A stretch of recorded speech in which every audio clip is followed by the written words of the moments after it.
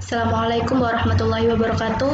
Di sini kami dari kelompok 6 akan mempresentasikan makalah kami yang berjudul Hakikat Macam-macam dan Aturan-aturan dalam Definisi. Baik, langsung saja untuk materi yang pertama yaitu hakikat definisi. Sejak zaman dahulu atau zaman kuno, kata definisi ini telah menjadi perhatian yang sangat menarik bagi beberapa filosof.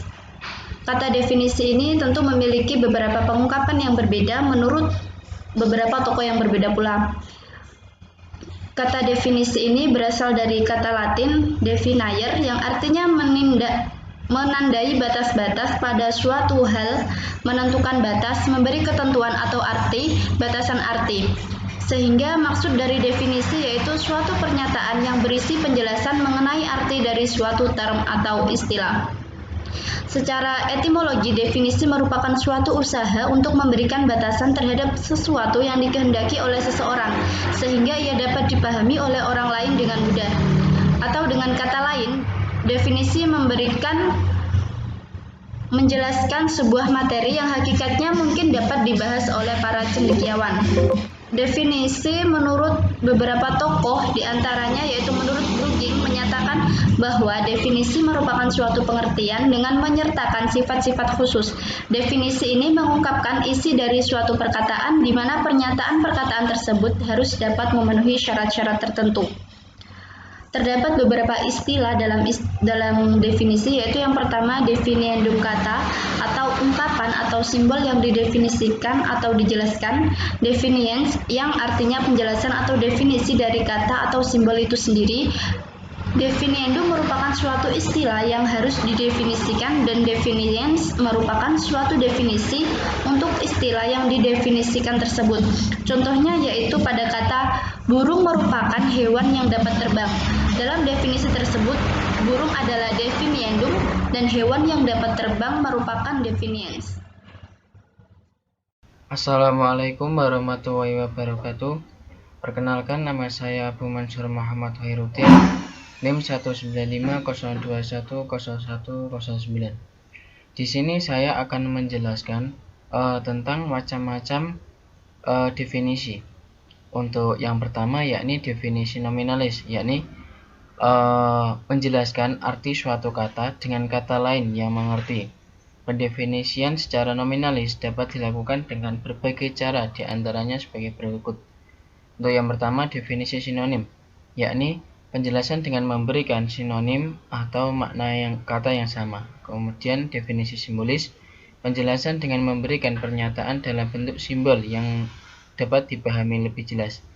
Yang ketiga, definisi etimologi, yakni penjelasan dengan memberikan asal mula kata yang didefinisikan. Misalnya, kata filsafat berasal dari bahasa Yunani, dari kata pilihan, mencintai. Kemudian D, definisi semantis, yakni memberikan penjelasan istilah yang lebih merujuk dalam suatu studi tentang makna. Kemudian definisi stipulatif, yakni penjelasan dengan memberikan arti kata baru dengan menimbang arti kata yang lama. Kemudian definisi denotatif, yakni memberikan penjelasan dengan memberikan arti kata yang sebenarnya. Kemudian untuk yang kedua, definisi realis, yakni definisi yang juga disebut sebagai definisi analisis atau definisi eksploratif, penjelasan secara rinci. Kemudian untuk definisi realis bentuknya ada 5, yakni untuk yang pertama definisi esensial, memiliki dua unsur yang mutlak harus ada, yaitu unsur hakiki dan kedua unsur pembeda. Kemudian definisi kausal adalah penjelasan yang memuat pemaparan hubungan sebab akibat. Kemudian definisi final adalah penjelasan yang memuat pemaparan maksud dan tujuan dari kata yang dijelaskan. Kemudian definisi genetik, yakni definisi yang artinya hampir sama dengan definisi final, sama-sama memaparkan maksud dan tujuan. Kemudian definisi deskriptif, yakni penggambaran atau pemaparan sebuah definisi. Kemudian selanjutnya definisi praktis, yakni penjelasan tentang suatu hal yang ditinjau dari segi penggunaan dan tujuannya secara sederhana. Definisi praktis ini ada 3 bentuk. Yang pertama, definisi operasional adalah definisi berdasarkan karakteristik yang diamati dari sesuatu yang didefinisikan. Yang kedua, definisi persuasif, yakni menggambarkan sikap mendukung atau tidak mendukung apa yang ditujukan oleh defendum. Kemudian yang terakhir, definisi fungsional, yakni penjelasan sesuatu hal dengan cara menunjukkan kegunaan dan tujuannya. Sekian pembahasan macam-macam definisi dari saya. Untuk materi selanjutnya akan disampaikan oleh rekan saya. Assalamualaikum warahmatullahi wabarakatuh. Perkenalkan, nama saya Alfidin, NIM 1990210088.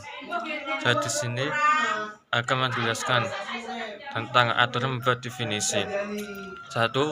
Definisi tidak boleh tidak jelas. Maksudnya adalah definisi baik atau buruk untuk seorang tergantung apakah kata-kata yang digunakan dalam definisi perdanaan pernyataan yang didefinisikan diketahui oleh orang tersebut. Misalnya, glosator adalah pencipta glosses, maka bagi orang yang tidak tahu arti kata glosator, definisi semacam ini tidak memberi informasi sama sekali. Yang kedua, definisi tidak boleh tautologi.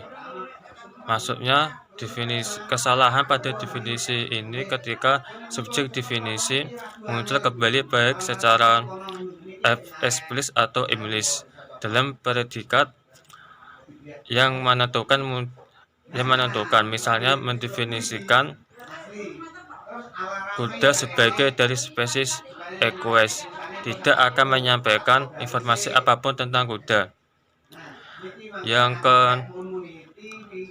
ketiga, kata yang didefinisikan tidak dapat menjadi bagian definian. Maksudnya, tidak dapat menjadi bagian definian. Misalnya, logika adalah ilmu berpikir sesuai aturan logika. Definisi yang melanggar aturan ini disebut idiom, yang artinya sama dengan sama, atau juga disebut circular definition atau definisi berbilit-bilit. Yang keempat, donatasi,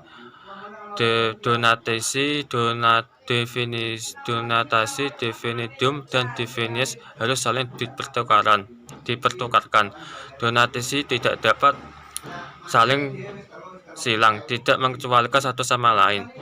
Yang satu tidak boleh superdai yang lain. Dalam hal ini, definian mencakup objek yang tidak termasuk donatasi definitum, maka definisi terlalu luas. Misalnya, seseorang penuntun adalah seseorang pegawai yang bekerja di penuntut umum.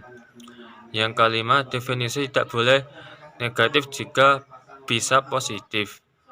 Maksudnya itu, definisi tidak boleh negatif, misalnya sehat adalah tidak sakit. Definisi positif tidak dapat diberikan dalam 2 hal kasus. Pertama, ketika mendefinisikan objek yang tidak berwujud, tidak berdimensi fisik, atau tidak diperluas. Untuk objek-objek ini itu definisinya harus dengan pernyataan negatif. Misalnya garis adalah panjang tanpa luas. Titik adalah apa yang tidak dimiliki bagian. Jiwa adalah zat tanpa fisik.